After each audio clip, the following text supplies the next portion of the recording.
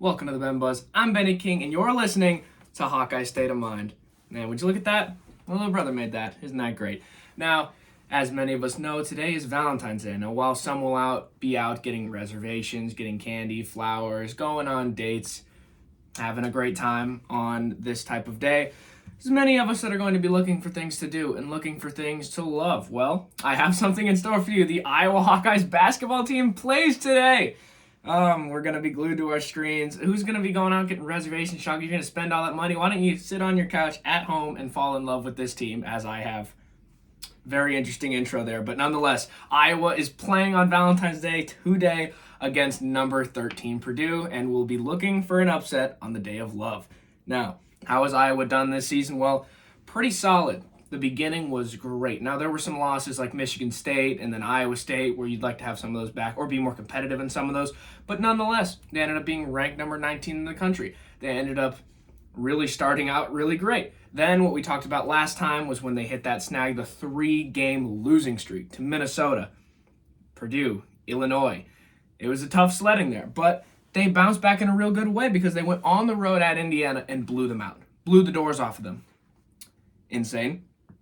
And then they beat Rutgers, and then they beat USC. We end up winning it on some free throws where USC really had that one. We kind of stole it late, and I think a big credit to that was that we were at Carver.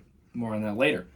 Iowa, then we went to Oregon, and then Washington. Back-to-back games on the West Coast. We talked about this last time. We're like, could they extend this winning streak to 5? And they did, and then they extended it to 6 against Northwestern. Came up short against Maryland. That one's unfortunate. Had beat... did we? Yeah, we did beat Maryland earlier in the year, but this time we end up going to Maryland and we end up losing. It's a tough game there. But this is the game that I was talking about last time. I said we should be looking forward to this one because Purdue is 13th in the country. And while I do think they deserve that ranking, they've been really spotty. They just lost to Indiana. We blew them out. And we lost to Purdue at Lafayette, but it was very, very close.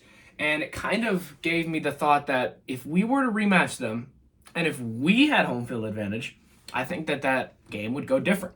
And I think that's a really big part of it because, Purdue, that's one of the toughest places to play in the nation, I would say. And maybe it's a little overinflated. You're talking about Purdue. Like, what else do they have? Because obviously they're not overtly showing up to football games at this point. The way teams are taking up their stadium, where it's just like basketball is what they are. That is their identity currently.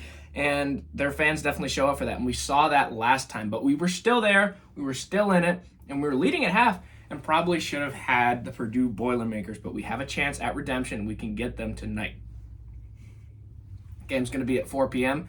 And honestly, when we're talking about keys to victory, let's look at some of this winning streak and talk about guys, because we have to talk about Bennett Sturts. We absolutely have to. He's playing as not only the best on the team, but I would argue one of the better player makers in the country over the past few games. Over that span, it's undeniable the type of work that he is doing.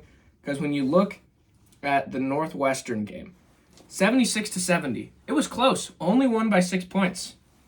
A guy like Tavian Banks that is usually kind of that 1-2 punch with him and Sturts when it comes to high levels of scoring only had 13 points. Still a solid game, but you usually look and you're like, man, if him and Sturts can get 20, that's a big key to victory. And it feels like that's what's been the course. But Bennett Sturts, 36 points. Assumed a lot of that responsibility. And then you look up, they won by 6.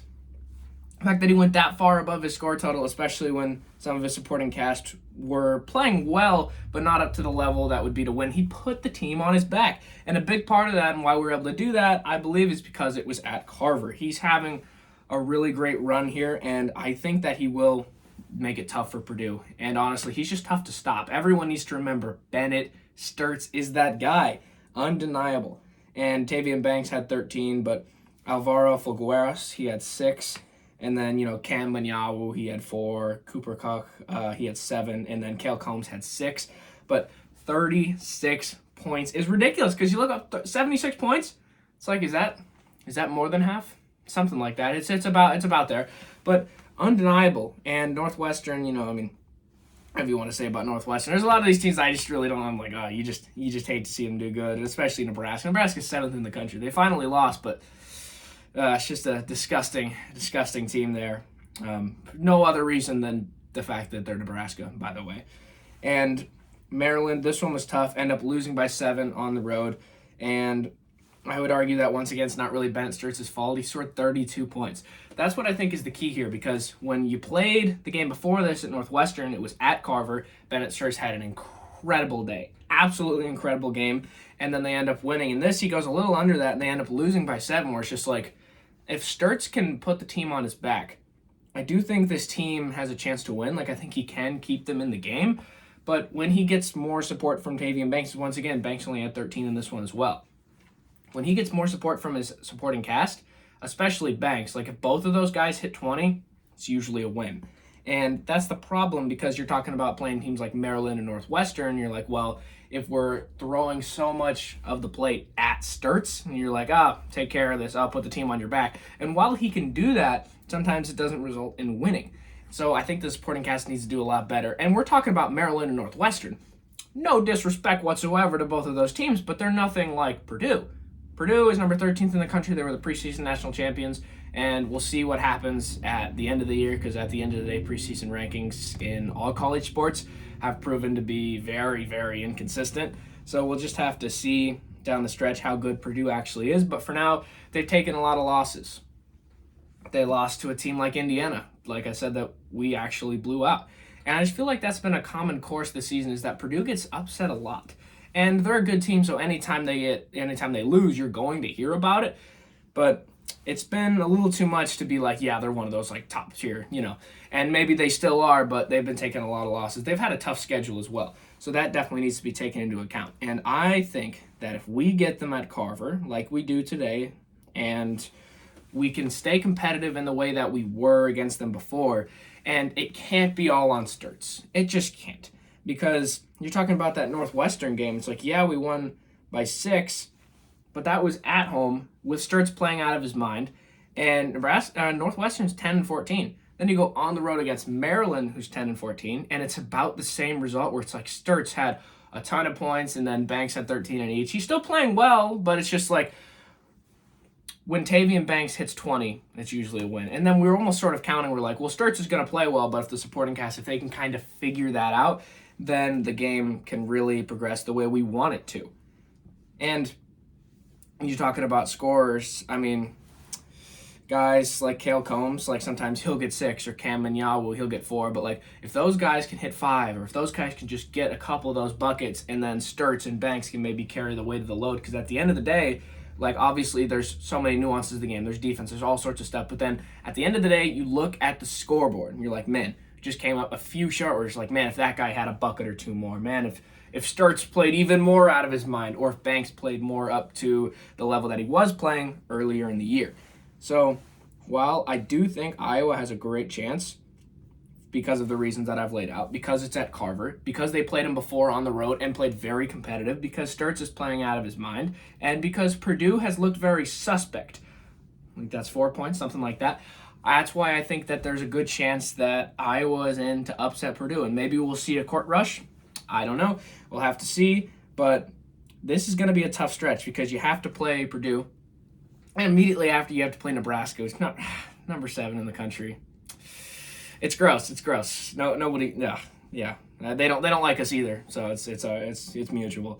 But then after that, it gets a little bit easier. But we do like go to Wisconsin. We're just like, I think we can handle Wisconsin, but it's at Wisconsin. And also, maybe we shouldn't say that, because we start talking about gimmies, but it's just like Wisconsin's been upsetting a lot of top tier teams. I believe they just blew out Michigan State, and they beat Michigan like a month before, something like that.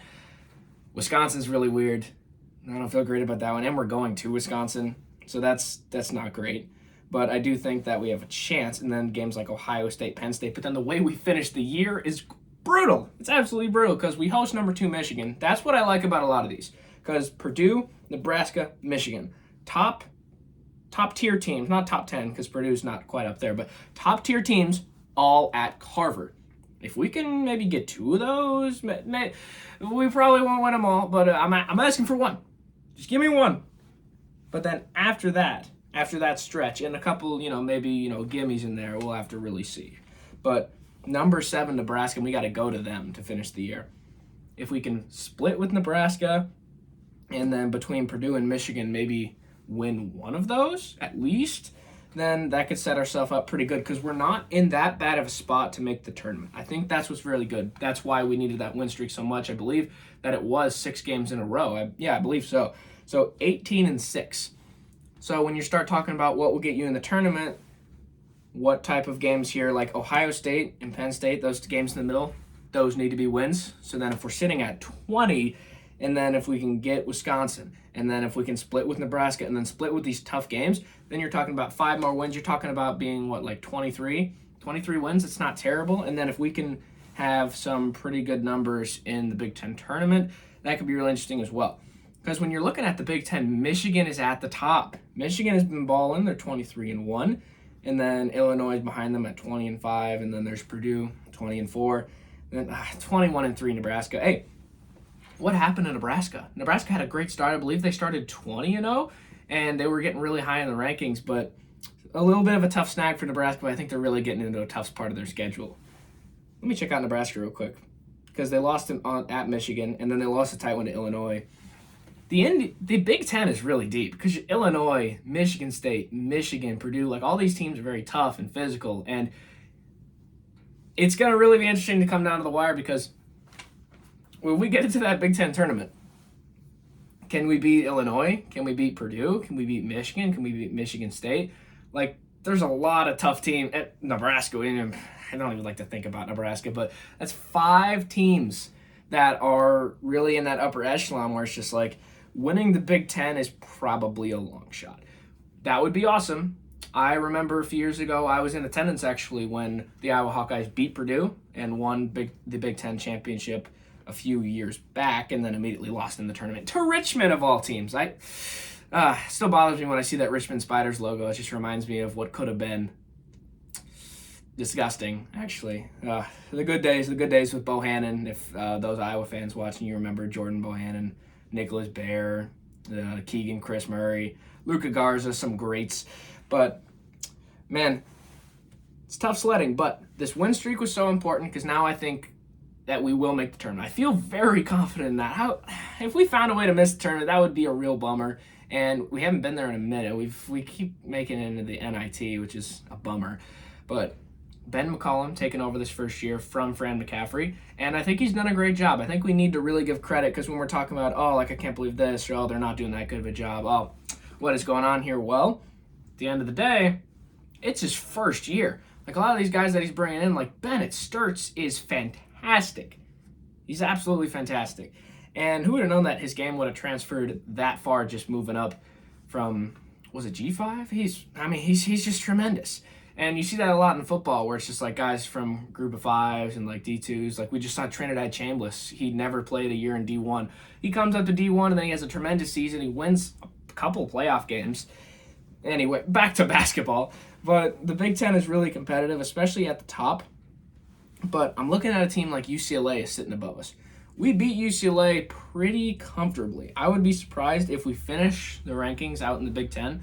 And, of course, when we see the seeding for the tournament, I would be surprised if we're behind them. Now, when you're talking about, top 5 in the Big Ten would be a pretty good spot. Michigan, Illinois, Purdue, Nebraska, and then Wisconsin, right? And then Michigan State's at 20-5. But Wisconsin's sitting up there at 18-7 overall. So they're about where we are. But then, of course, in conference record, they got us. They're 10-4. And then we're 8-5. But what's good about this is that if we win tonight and we become 9-5, we're nipping at their heels. And then we play Wisconsin again. So I could see us possibly leapfrogging them. Michigan State's going to be a tough one. The fact that we already played them and it was disgusting doesn't give me much confidence. But this Purdue game is really important because when you start talking about the rest of our schedule and you start talking about key wins, like notable victories, like the type of wins like Indiana, I don't know how well they'll finish the season, but they might just make the tournament because of that Purdue win alone. That type of stuff where it's just like, we need a signature win. I don't believe we have a ranked win, if I'm not mistaken. So that would be pretty cool.